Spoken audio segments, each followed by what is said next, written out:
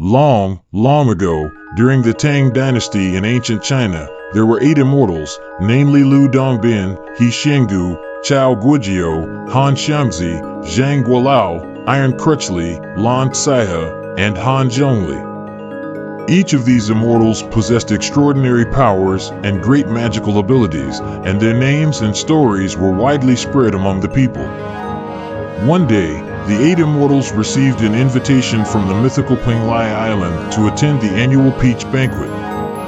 Penglai Island is a mysterious place said to be inhabited by many immortals, and the peaches on the island are believed to grant eternal life. Delighted, the 8 immortals set off, traversing through clouds and eventually arriving at Penglai Island. At the banquet, the immortals savored the delicious peaches of immortality, discussed the heavens and the earth, and exchanged insights on cultivation.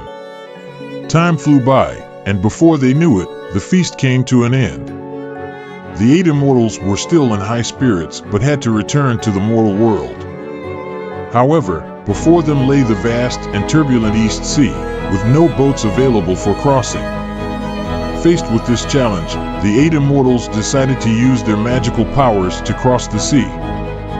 Lu Dongbin took the lead, brandishing his sword, the blade gleaming like water, cutting through the waves to carve a path.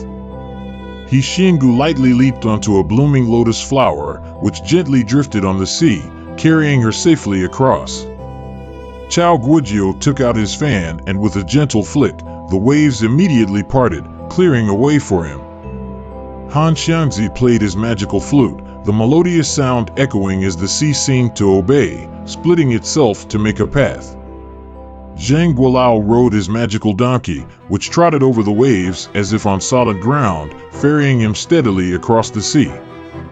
Iron Crutchley relied on his iron crutch, which, upon touching the water, created a force that lifted him, allowing him to easily pass over the waves.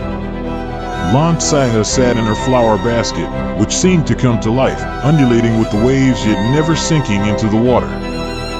Han Zhongli waved his reed fan, fanning the sea to create a path for himself to the other shore.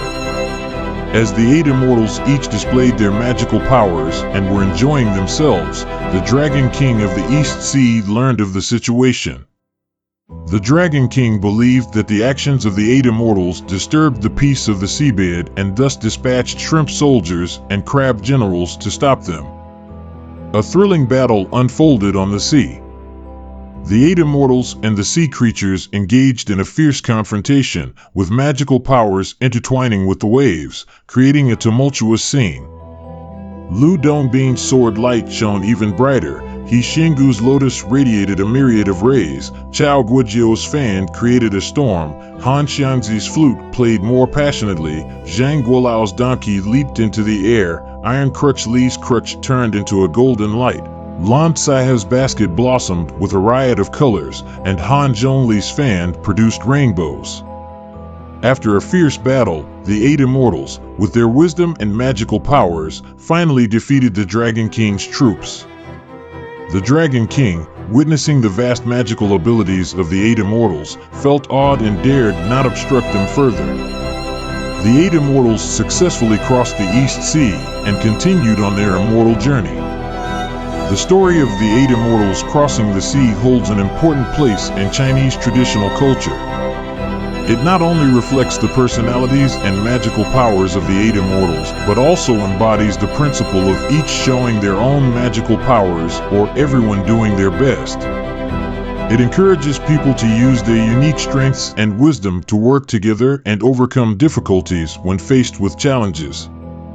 This story is often used as a metaphor for a team where each member plays their part and works together to achieve a common goal.